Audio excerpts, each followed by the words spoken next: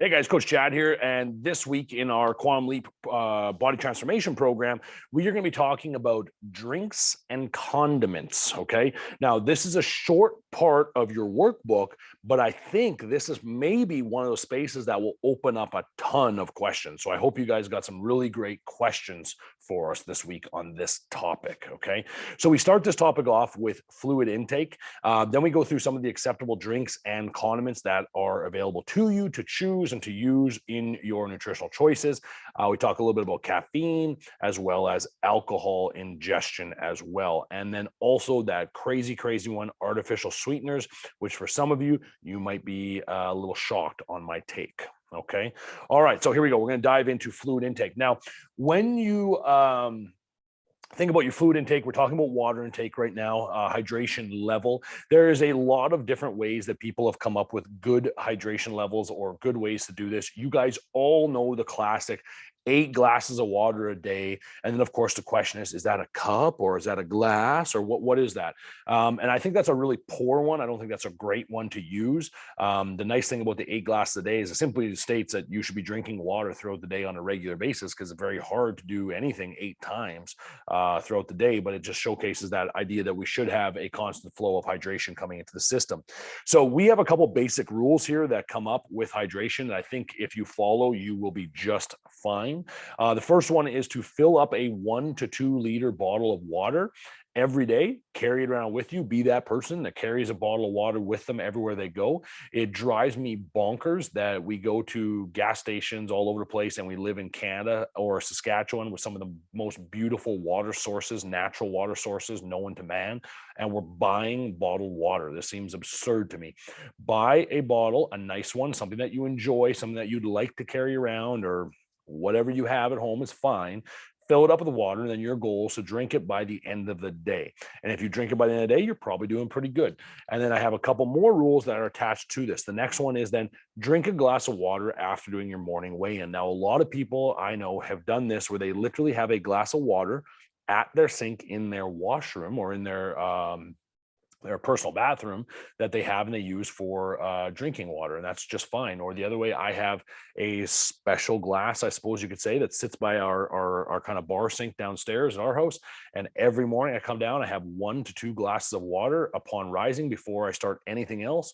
Before I start breakfast for the kids, anything, I just have a glass of water there, and that's usually also when I'll take maybe some of my vitamins, if I take some vitamins and supplementation in the morning. I also take my creatine at that time. I just mix it in the water, it's tasteless, and then drink it down. And then the other one you can do, and I think this one is useful for multiple different reasons, but is have a glass of water before every single meal. Having a glass of water before every meal will ensure that, one, your hydration levels are appropriate and are met. Secondarily, it does provide a sense of fullness for the stomach as you start to add food, which then will give you your satiety hormones and satiety signals to happen a little bit sooner, which then will allow for you not to overeat, which is great when you're in a caloric deficit. So having a glass of water before every meal. And then the last one would be drink fluids before, during, and after each exercise session. Now, usually for a lot of people, this might mean mixing up a pre-workout drink before the workout, then carrying a water bottle with them that might have BCAAs in it or something like that, or essential amino acids, and then your post-protein shake or drink that you're having after your workout. Now, these are not mandatory by any means. And if you're not doing all that supplementation stuff, which is just fine, what I would recommend then is just have a glass of water, again, a cup of water before you have your workout, which is always going to be good. And then throughout your workout, go to the water station as often as you need to and stay hydrated, because you are sweating while you're working out. So keep your hydration level up. And then when you're done, if it's not a post-workout shake, again, just have a small glass of water as a routine habit after your workout. And if you do that, or all 4 of those basic points, I almost guarantee that your water levels or your hydration levels will be met and be substantiated. The other way that you can think of this, which has been done a lot in the past, is people would use things like the color of their urine, which is not a perfect one, but it is actually a decent one, is that the color of your urine should be kind of a, well, I don't have one here, but a light manila color of a piece of paper, right? So it shouldn't be completely clear, right? If it's completely clear, you might be overhydrating, which isn't necessarily a problem. You can drink too much water, but it takes quite a bit. But if it's a dark color or has a lot of smell to it, different things like that, you might be having an issue with underhydration. Okay, so think of it as just a light yellow manila color. That's where your urine should look like at all bathroom breaks. Okay, now on here, and this is by no means an extensive list at all, but I have underneath acceptable drinks and condiments. And I must admit, my condiment list is incredibly short here, but either way, we'll go through these. So your drinks that would be considered acceptable: water, still or sparkling, or some people call it gas. Okay, so water. I use um, now I'm drawing a blank on the name, soda stream. I'm sorry, the little snap in a crate soda stream. So I'll have bubbly water or sparkling water throughout the day many times. I like that tangy hit. I like that. It seems to wake me up. I enjoy that. There's no difference. It's just fine. And then, of course, the next ones on here are black tea, green tea, fruit or herbal teas. And then the last one, and this is the one that'll get a lot of people, is this right here. Okay, is diet sodas and diet drinks. Okay, so this is a 0-calorie Coca-Cola.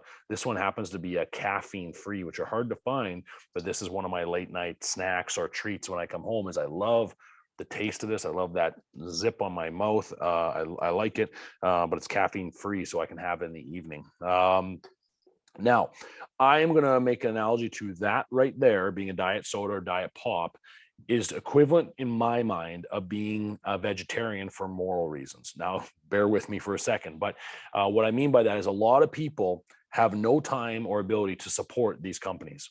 That's fine. That's a moral, ethical decision that you have to make, and that's fine. I have obviously made my choice. But if you are against all those things and you're against what the pop companies stand for or whatever it might be, then you make your choice. That's fine. But if we're talking strictly rubber hitting the road, if we're talking about nutritional outcomes, insulin response, fat loss potential, all that, those don't influence anything. They're not an issue for us. Okay. Now, like anything that we choose in nutrition, moderation kind of matters. Would I have one of these or 10 of these a day? No, I would not. I might have one a day, but I'll have one at the evening, and then that's usually about it. Again, I don't think there's anything necessarily wrong with artificial sweeteners. I don't think there's anything that that has come up in research that shows that we should not use it. You're going to find a lot of zealots online, though, that have a lot of opinions around those things, and they just have to be backed up with a bit more research, I think, from a standpoint of where they're getting the research and the quality of the research that they're doing. Okay, we're just going to leave that off for a second. I'll come back to that. Now, with regard to condiments, I have on here sea salt, pepper, herbs and spices, and mustard. Okay. Now, of course, there's a lot more stuff that you can utilize within that. When I put sea salt and pepper, I think I put salt and pepper on everything. We addressed this, and maybe one of the other questions too is sodium intake. If you're eating a whole food nutrition plan or a whole food choices for all your foods, most likely you're going to have to salt your foods. There's actually benefits to doing so. If you're a person that sweats a lot, salt your foods. Okay. Pepper, of course, is for taste. That's an individual preference, just better for cooking meats or, well, any food really. Then herbs and spices, that's a huge list. That's a huge list. That's a very, very much a never ending list. Now, the beautiful parts about all those things, they're calorically free. So there's no calories attached to them, same as the mustard. But whereas you get into any other condiments, if you think about the basic condiments that people use, so think of a hamburger: mayo, mustard, ketchup, relish. Okay. Now, if you're making your own relish and pickles and things at home, they can be fairly low on the calorie level, maybe like so anywhere between like 5 to 10 grams of carbs or even calories, depending on what sources you're using.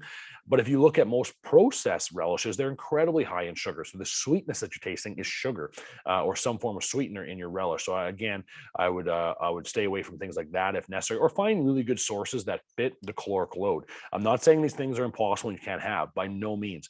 What I'm saying though is just understand that they're calorically dense for many of them, especially the fattening ones. So if not fattening ones, the fat-based ones or the cream-based ones. So think of like mayo as an example, which I said cream-based, that's not a cream-based, but mayo for a tablespoon is very calorically dense. So as you're adding that to your burger, if you're even off by 50% or 25% on your tracking, which is again very hard to track a tablespoon or a teaspoon of mayo, you might find that you're a lot higher in your caloric load than necessary if you're using those on frequent basis. The same as salad dressing. Salad dressings are notorious for this.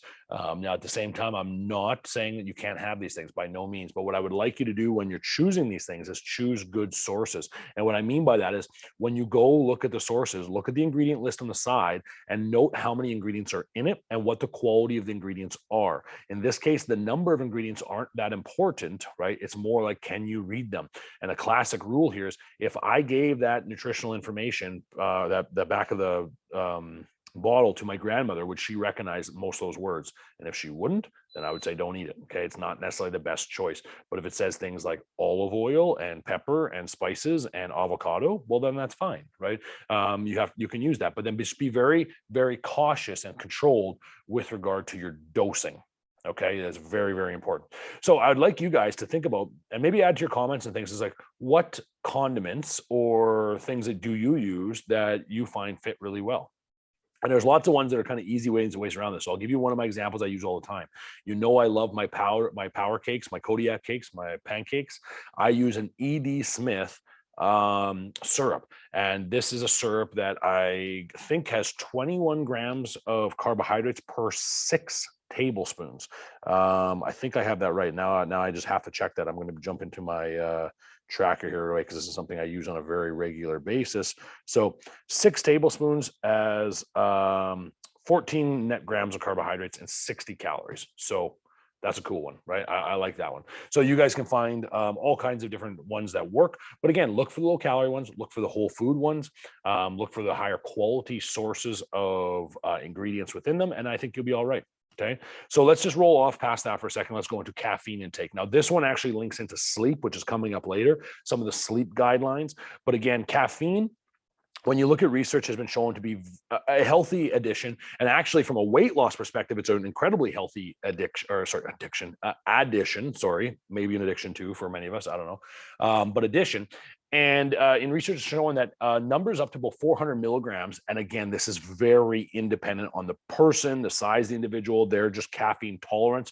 Different people have different levels of caffeine tolerance. So as an example, when I was younger, I could drink a pot of coffee before going to bed and still have no problem sleeping. My father, on the other hand, if he has a coffee, like if we ever see my dad with a coffee, we know we're in trouble. If he has one coffee in the morning at 9 o'clock, he is wound for like 36 hours straight. He does not tolerate caffeine. He cannot have caffeine in his life at all. Even herbal teas or green teas that have caffeine content wind him up, and we're talking like 10 milligrams, where I'm sitting there drinking my venti Americano with 210 milligrams of caffeine. Pretty sure that sent him over the moon.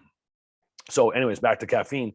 You can have upwards of 400 milligrams of caffeine per day. And again, this is just a number, right? It's going to be flexible by maybe 100 milligrams up and down in both directions for the individual. Okay, so this is something you just have to play with. But the basic rules around caffeine should be this, okay, is one, use the minimal effective dose. We use caffeine as a wake up, as a get go, as a kickstart. But the problem is if we use it all of the time, it starts to lose some of that effect. So some people cycle their caffeine. So they'll go on a month, off a couple of weeks, different variations like that. To be honest, I can't remember if some of you guys know, add it in the questions, what your, I'm using a very exercise term here, your deload, but sorry, I'm having a draw blank on terms here, but how much time you need to have off caffeine to have the effects come back. I know I've read this before. I cannot remember the numbers off the top of my head. For some reason, I have 2.5 weeks stuck in my head. I don't know if that's right or not, but maybe that's something I'll have to look into.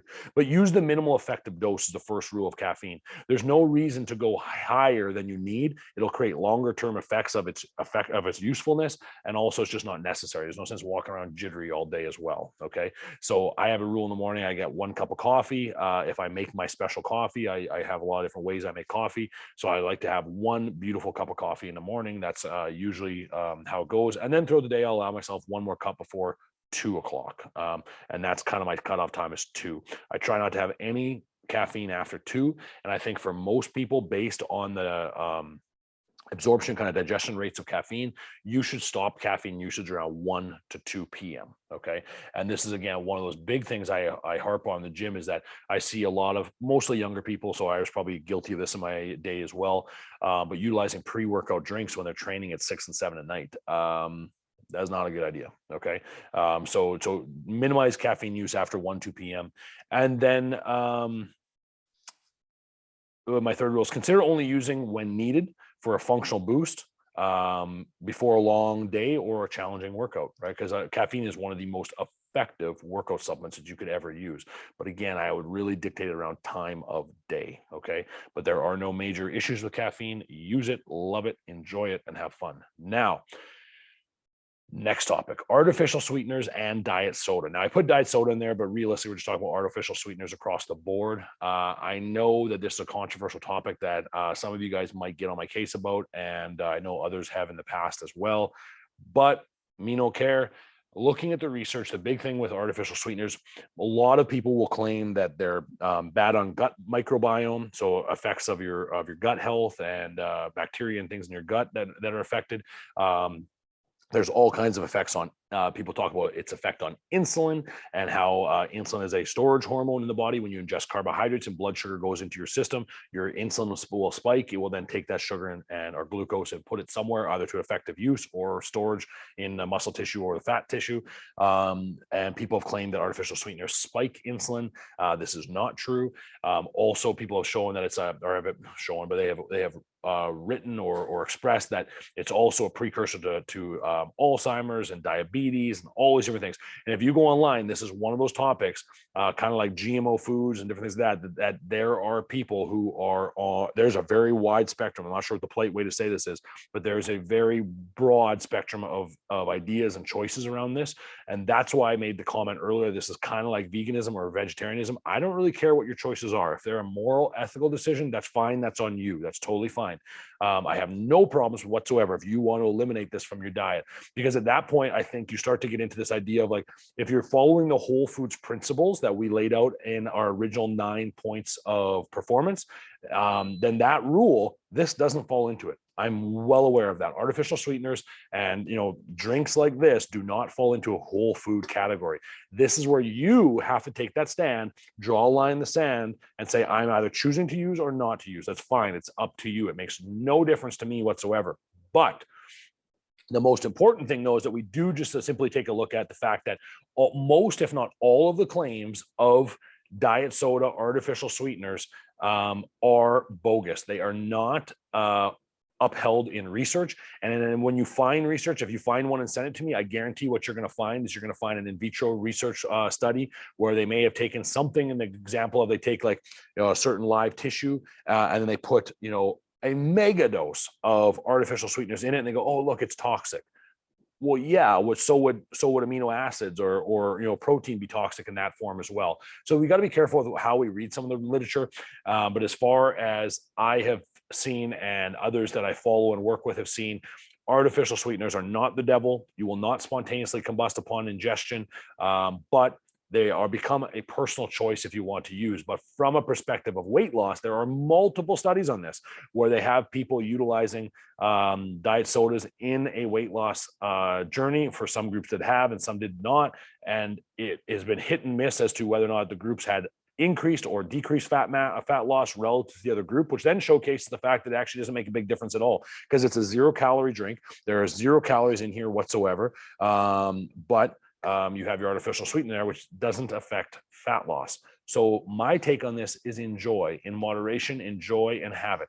And there are even some studies that have shown an increase in fat loss with the use of things like this. And the reason for, not because there's something magical about this that provides weight loss. That's not the truth, not at all. But if that provides you a certain level of satiation, or it provides that sweetness that you crave or you need, or that I talked about, that like that hit of like bubbly, sensation on my throat, my mouth. I just love it. It wakes me up. It gets me going. I feel good about it and it tastes great. Go ahead, do it. That's fine. Utilize that. But if that's the rationale, go ahead. If you're against it, don't. I'm not going to go much further into this. But if you guys have questions, more specific questions, this would be the time to ask, right? Because your questions are really dictating all the specific stuff. Okay. So for this, I would say, make your own choice and we go from there. Okay. And then the last one on here is alcohol, right? And one of my absolute favorites. Now I always feel bad admitting to this, but, near my workstation over there, I have a very, very large bar. I do enjoy cocktails. I enjoy making cocktails. And this is, again, one of those guilty pleasures I have that I'm well aware of the hazard of, but it just something I have to monitor usage of. So I used to traditionally make a cocktail a night on a regular basis. So I'd have anywhere between 2 and 4 ounces of alcohol, which, remember, alcohol does have caloric content. This is incredibly important. Okay, per gram, there's 7 calories. So when you look up gin or whiskey or rye or whatever you're looking up, or wine on MyFitnessPal, you be careful when you choose someone they say 0 calories, because that is not true at all. Okay, so calorie is calorically dense. There is calories in alcohol for sure. If you're going to choose alcohol, this is my personal take on this: try not to be adding all the sweeteners and all those kinds of things. And I don't mean sweeteners from artificial sweeteners. What I mean is like simply adding sugar, simple syrups, a lot of the very high sugar content foods. You're just adding calories for no reason whatsoever. Stick to more the example would be like a martini or a Negroni versus something like well, I don't drink sugary drinks that often, so I don't even know what they're all called. Maybe a margarita. I don't know, like something that has a lot of sugar in it. Yeah, I don't actually know if a margarita has a lot of sugar in it. I'm sorry. But you know what I mean, right? The big frilly ones with all the added pop or sugar through different sweeteners and liqueurs and things like that. Okay. So I would just say, with regard to alcohol, you have to look at it. Alcohol is actually a toxin to the body. That's another thing that we have to understand about alcohol. There's nothing health conscious about alcohol. We can get into like wines, red wines, the resveratrol in there. There's a lot of benefit and those kinds of things. But again, it always comes down to moderation, right? So I'd like to see is more so what I've been doing now when I am on a weight loss journey or a caloric deficit. I limit myself to usually 1 or 2 drinks a week. So I actually set aside a time, such as Saturday evening or Sunday evening, to make a nice, beautiful cocktail, something that I enjoy, but then I spend, 20 minutes making it. I'll be doing smoking and cutting ice and all kinds of things, making my own natural ice or whatever it is, but I want to make it an experience. And that's how I've always looked at alcohol, rather than just looking at alcohol as something to drink because for social reasons. I look at it as like an experience, something fun. I want to experience a new taste, a new drink, whatever it might be. That's the way I've done it. But I would recommend within your caloric deficit that alcohol adds no value whatsoever. It's adding just calories with no satiation, no nutritional value, very little benefit to you. So usually in a caloric deficit, I would recommend limiting or completely eliminating alcohol. But if it's something that you just enjoy as part of your hobbies or just your weekly routine, feel free to add it, but you've got to add it to your calorie count and your tracking. Okay. And this is actually a place where a lot of people fall off. And I've seen this happen so many times where people will track all their food, but they don't track their alcohol. And that can be hazardous, especially if you're using ciders, beers, wines, those kinds of things. But even, with hard alcohols, you still have to track all that stuff because there's a caloric load to it, which is going to impact your nutritional outcomes at the end of the day. Okay. So that is the end of condiments and drinks. But I know, as I mentioned, as we opened this, I know there's lots of questions here. So I recommend putting a lot of great questions in your Q&A this week for me to dive into. Okay. All right, guys. Once again, you guys have a fantastic week. I appreciate your attention and your time. Please have a great week. Enjoy and keep crushing it, dudes. Well done.